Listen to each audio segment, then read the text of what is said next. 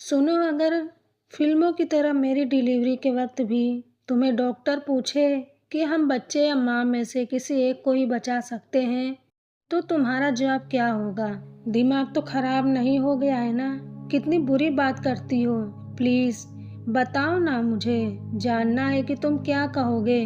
मैं बिना देर किए कहूँगा कि वो तुम्हें बचा ले।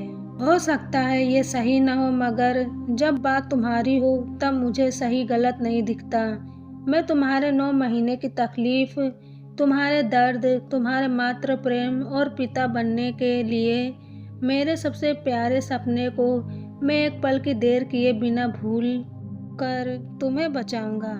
क्योंकि जिस पल तुम ना रहो उसके बाद एक सांस लेने पर भी मेरी आत्मा मुझे धिक्कारेगी। नहीं, तुम मुझे नहीं, हमारे बच्चे को बचाना और उसे इतना प्यार देना कि उसे महसूस ही ना हो कि माँ ना होने से कोई तकलीफ भी होती है। आज कैसी बहकी बहकी बातें कर रही हो तुम यार? किसी ड्रग की लत लगा ली है क्या तुमने? नहीं, मैं मजाक नहीं कर रही। आज पता नहीं क्यों ये बात दिमाग में आ गई। तुम्हें वादा करना होगा कि तुम मेरे बाद अपने आप को कुछ नहीं होने दोगे और हमारे बच्चे को। मिस्टर कमल। किसी के अचानक पुकारने से कमल की यादों ने उन्हें हकीकत की ओर धकेल दिया। सामने डॉक्टर शर्मा खड़े थे। डॉक्टर साहब, प्रतिमा अब कैसी है? कमल ने हड़बड़ाहट में सबसे पहला सवाल प्रतिमा के बारे में ही पूछा। मुबारक हो कमल, आपको बेटी हुई है। कमल की बात को अनसुना करते हुए डॉक्टर ने कमल के कंधे पर हाथ रखकर जबरदस्ती मुस्कुराते हुए कहा, वाह डॉक्टर साहब, आपने बहुत अच्छी खबर सुनाई। जानते हैं, मैं शर्त जीत गया। मैंने कहा था कि हमें पहले बेटी ही होगी, मगर प्रतिमा ही जिद पर अड़ी थी कि नहीं, पहले लड़का होगा। प्रतिमा खुश है ना हमारी बेटी को देखकर? मुझे ले चलिए उनके पास जल्दी से। कमल की खुशी संभाले नहीं संभल रही थी। डॉक्टर शर्मा ने कमल के कंधे पर रखे हाथ की पकड़ को इस तरह मजबूत किया जैसे वह उसे संभालने के लिए खुद को तैयार कर रहे हो, और फिर अपने चेहरे की झूठी मुस्कुराहट को हटाते हुए गंभीर होकर कहा, देखिए कमल, हम सब बस कोशिश कर सकते हैं और हमने वही किया, मगर हमारे हाथ में कुछ नहीं होता। मतलब आप क्या कह रहे हैं? मुझे समझ नहीं आ रहा। देखिए, मैं अपनी उत्सुकता को और नहीं रोक सकता। मुझे उन दोनों के पास ले चलिए। मुझे प्रतिमा का मुस्कुराता हुआ चेहरा देखना है। कमल आगे की तरफ बढ़ते हुए बोला।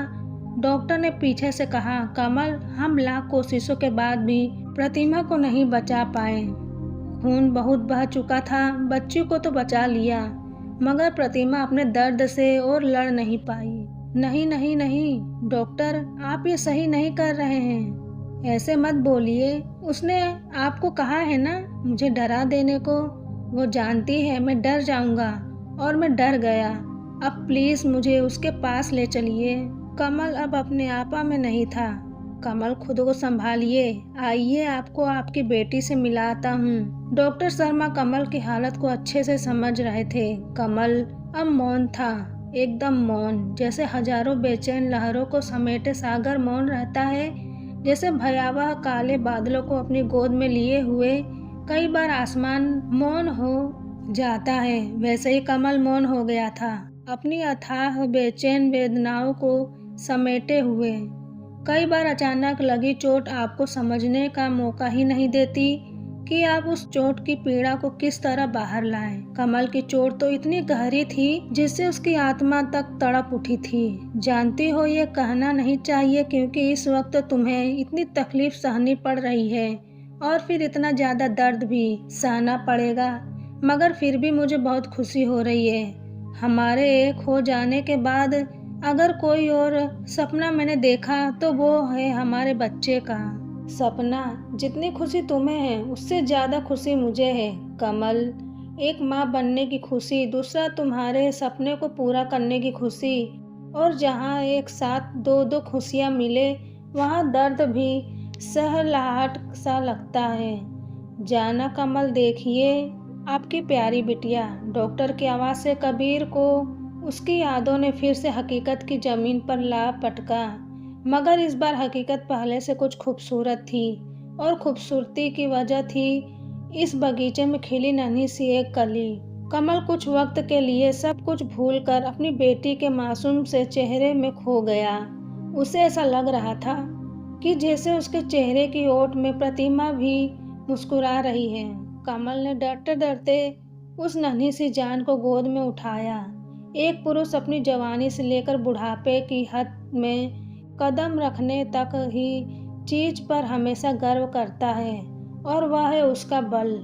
मगर जब वो अपने नवजात शिशु को गोद में उठा रहा होता है तो यही बल उसका सबसे बड़ा डर बन जाता है। उसे लगता है कहीं उसके सख्त हाथों से उसके बच्चे की नर्म त्वचा छिल न जाए, कहीं उसके जोर से पकड़ने पर उस मासूम की कोई हड्डी टूट न जाए, कहीं वो उसके हाथों से फिसल कर गिर न पड़े। कमल को भी इस वक्त ऐसा ही डर महसूस हो रहा था। बड़ी सावधानी से बच्चे को उठाने के बाद वह कितनी देर तक उसे निहारता रहा।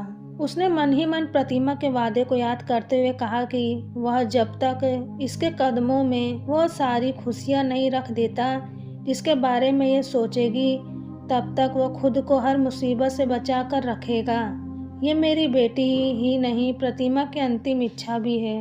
वक्त अपनी रफ्तार में चलता रहा। कमल एक पिता और माँ दोनों का फर्ज अपनी औकात से ज़्यादा बढ़कर निभाता रहा। इस बीच कई हितैषियों ने यह समझाने की कोशिश की कि अभी आधी से ज़्यादा उम्र बाकी है, इसीलिए उसे दूसरा विवाह कर लेना चाहिए। तो इस पर हमेशा कमल यह जवाब देता है कि अगर मैंने प्रतिमा की देह से शादी की होती तो शायद दूसरी देह की लालसा में मैं दूसरी शादी कर भी लेता, मगर हमने तो एक दूसरे की आत्मा से शादी की थी और हमारी शादी तब तक मान्य रहेगी जब तक आत्मा अपने अस्तित्व में रहेगी।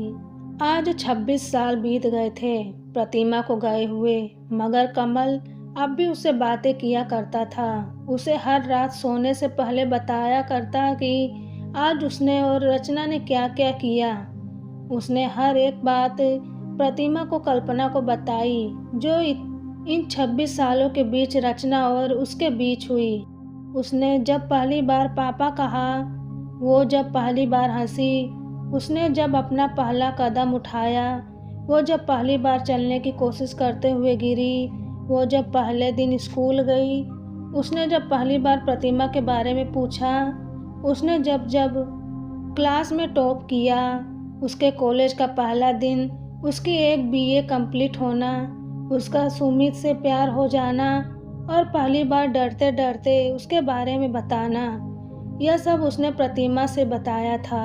इन सब के बीच वह हमेशा माँ और पिता के रूप में बेहतर रहा, मगर तब वह बहुत बुरी तरह उलझ गया था जब एक दिन रचना स्कूल से रोते रोते घर आई और बार बार पूछने पर भी उसे कुछ नहीं बता पाई थी और फिर कुछ देर बाद डरते डरते बोली थी कि पापा, मैं मरने वाली हूँ, मुझे बीमारी हो गई है, मुझे आज ब्लड आया, पापा मुझे बचा लीजिए, मैं आपको छोड़कर नहीं जाना चाहती। रचना की बातों ने उस दिन कमल को उलझन में डाल दिया था कि वो अपनी सभी जिम्मेदारियों को निभाया, मगर अब इस जिम्मेदारी को कैसे निभाए। वो माँ का फर्ज निभा रहा था मगर माँ नहीं था। उसने बड़ी आशा से यह सोचकर प्रतिमा की तस्वीर को देखा कि वह उसे रास्ता दिखाए, और तब उसे लगा कि जैसे प्रतिमा कह रही है कि डरो मत जाना, तुम मैं हमेशा रहूं। कुछ देर के लिए पुरुष या पिता होने का ख्याल भुला दो, ये सोचो कि तुम नहीं, मैं उसे समझा रही हूँ। आज अगर तुमने उसे नहीं समझाया तो शायद हमेशा वो इसे लेकर घबराती रहेगी। कमल में एक अजीब सी हिम्मत आ गई। उस दिन उसने अपने अंदर मातृत्व को महसूस किया और रचना को समझाते हुए कहा, नहीं बच्चा, तुम्हें कुछ नहीं हुआ। जानती हो, जब भगवान ने दुनिया बनाई ना तो लड़कियों को एक पावर दी जिससे वो हमेशा सुंदर रहे, इसलिए हर लड़की के साथ ऐसा होता है और इस ब्लड के साथ साथ उनके अंदर के सारे वो कीटाणु निकल जाते हैं जो उन्हें सुंदर होने से रोकते हैं। अब आप बड़ी हो गई हो और मेरा बच्चा तो सबसे सुंदर बनेगा ना, इसलिए उसे इससे घबराने की कोई ज़रूरत नहीं। बस कुछ बातें हैं जिनका ध्यान देना होता है और कोई प्रॉब्लम नहीं है। ये सभी लेडीज़ को होता है। हाँ, एक बात याद रखना, जब उन कीटाणुओं को बाहर निकाला जाता है तो वो आपस में लड़ते हैं और उनकी लड़ाई में बॉडी में दर्द होता है। उससे घबराना नहीं। आपको कुछ ला कर दूंगा, उसे कैसे यूज करना है इसके लिए आपको मैं एक वीडियो दिखा दूंगा और आप उसे तब तक यूज करना जब जब ये प्रॉब्लम हो। इतना सब बोलने के बाद कमल ने प्रतिमा की तस्वीर की तरफ देखते हुए लंबी सांस ली थी। उस दिन उसे ये एहसास हो रहा था कि एक पिता का माँ बनना आसान नहीं। कल रचना की शादी है, उसे सुमित के साथ अपनी नई जिंदगी शुरू करनी है। शाम से ही रचना कमल के पीछे पीछे है।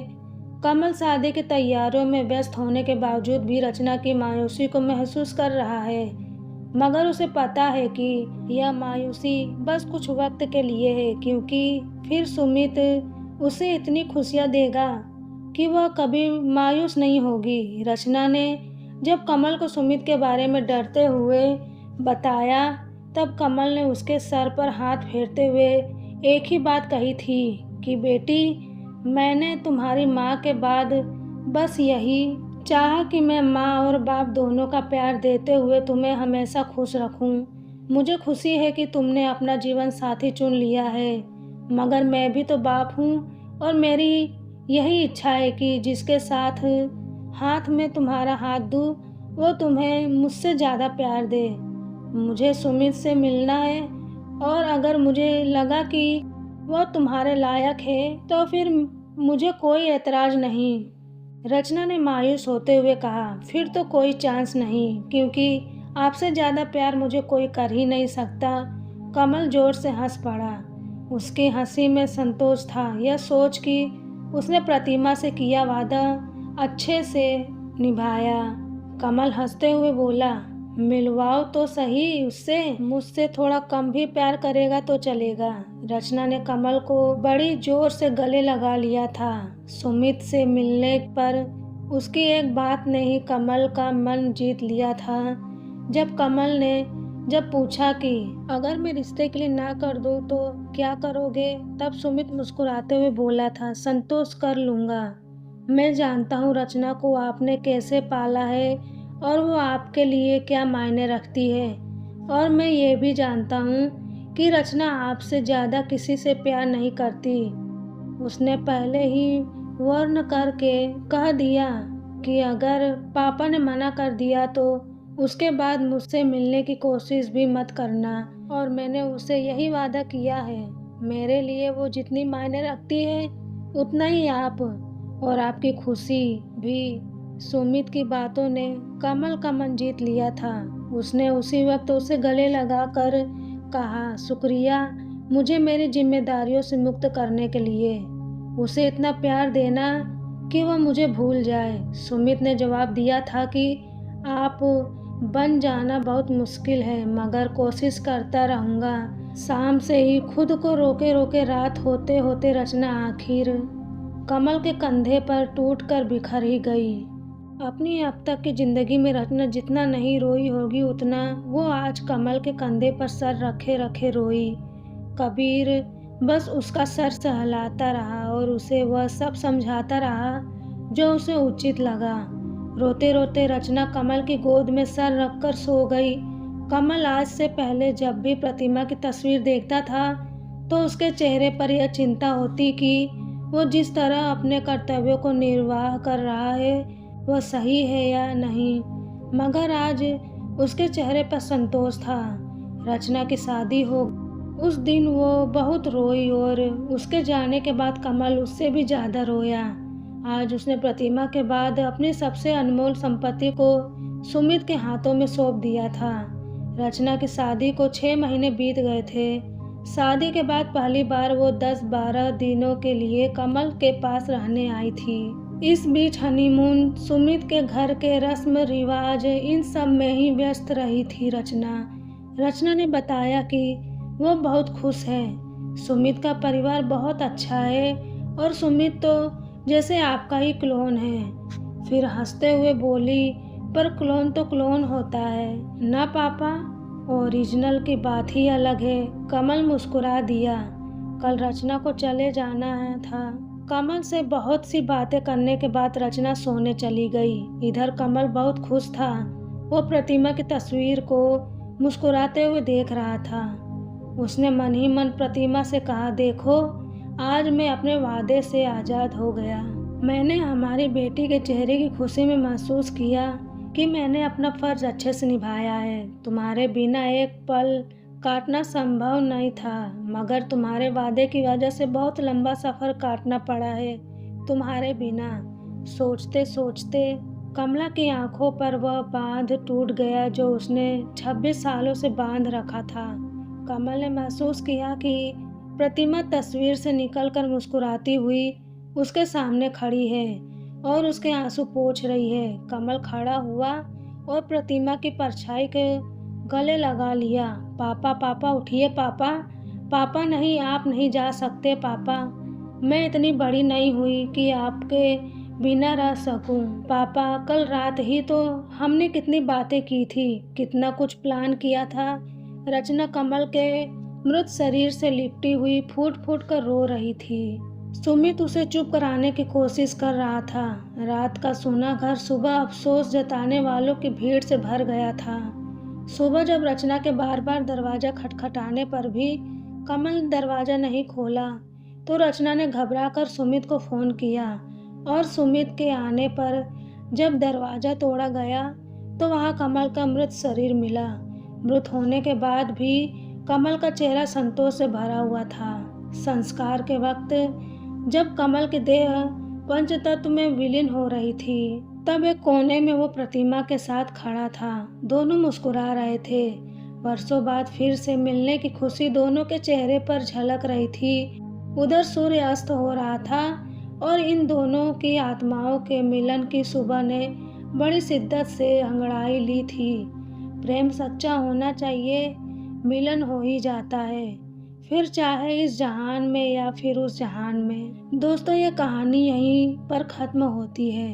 अगर आपको ये कहानी पसंद आई हो तो इस कहानी को अपने दोस्तों के साथ शेयर ज़रूर करें।